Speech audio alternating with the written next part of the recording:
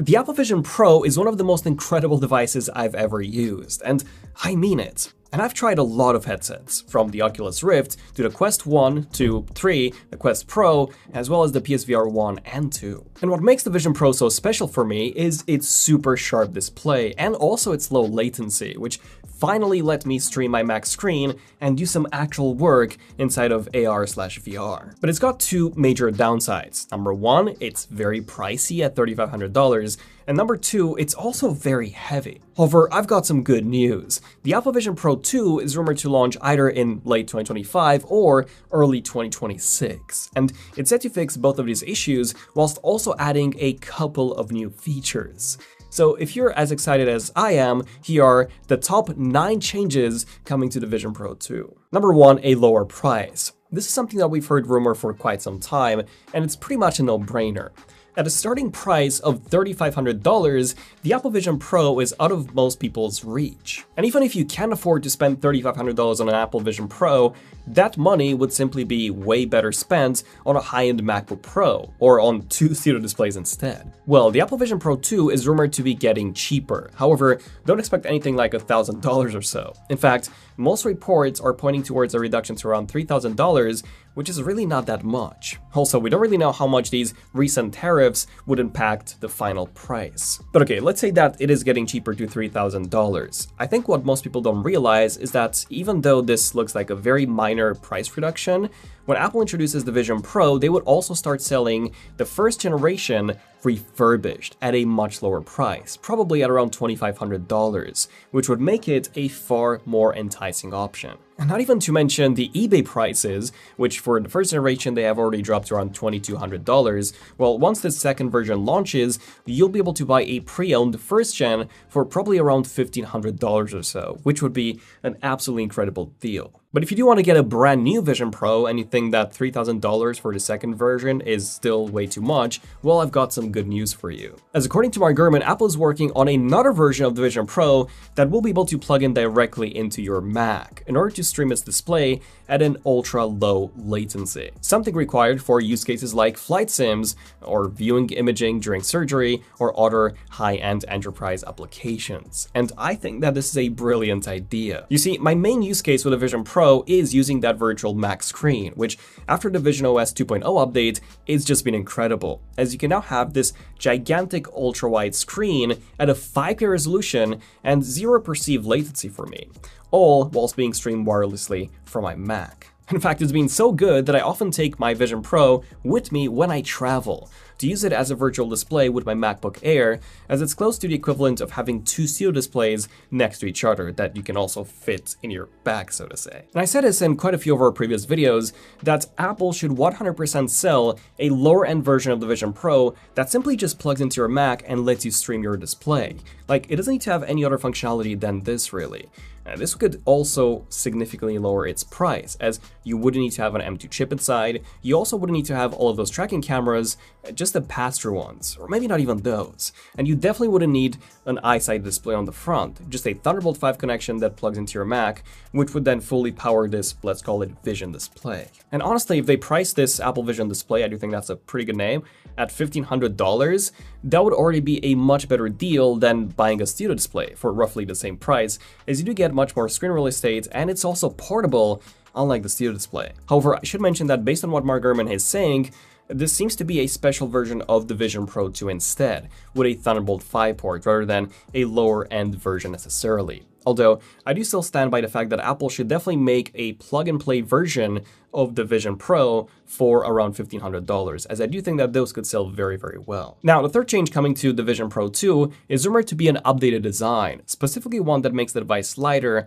according to Mark Gurman. We don't really know what specific design changes Apple will be making here, but my guess is that they would be replacing this aluminum chassis, which is really the heaviest part of the Vision Pro 1, with a lighter material. Either magnesium if they want to keep it extra light, but also, be made out of metal, or plastic if they want to go super light. Personally, I would guess magnesium, or even some sort of a custom alloy to really bring the weight down while keeping the device looking premium. And whilst Apple could also remove the iSight functionality entirely to decrease the weight further and also lower the cost, that does not seem to be going away, at least not based on the latest reports. Probably because that's what makes the Vision Pro stand out from the competition, especially now with Samsung and Vivo announcing very similarly designed headsets, just without the eyesight functionality, of course. And with this new lighter design, I also expect to see some new colors. I think a space black would make a lot of sense, as this is a Pro device. And some of Apple's Pro devices, like the MacBook Pro, iPad Pro, and Apple Watch Ultra, they do have a space black variant, which I do think looks stunning. And plus, on the Vision Pro, you already have this gigantic black screen on the front, so a full black body I think would look especially striking. But you know what else looks striking? Our latest packs for app wallpapers. We've already dropped 5 new wallpaper packs in April. So, to kick off spring, we have Blossom Breeze by our own Zara, with its serene landscape pack that looks awesome, especially on tablets. Then, there's also Floating Fields by Alisher, which has this stylized isometric view of floating islands, and these look especially stunning on smartphones. Then, Artsy Arcs by Hunain is a more minimalistic pack which makes your desktops look super clean. And lastly, we've got Little Lifeforms by Cheese, which features a ton of naturalistic items in every single pew. Actually, there's one more. If you want to get into this spring spirit, there's also Easter Eggs by Zara. You can check all of them out, plus hundreds more wallpapers for free, all in 8K, on wallpapers for iOS and Android by simply using the links below. Okay, now back to the video and the colors. According to leaker Kosutami, Apple may be working on an Apple Vision Air with a thinner design and also titanium elements inside to reduce the weight. And also, guess what?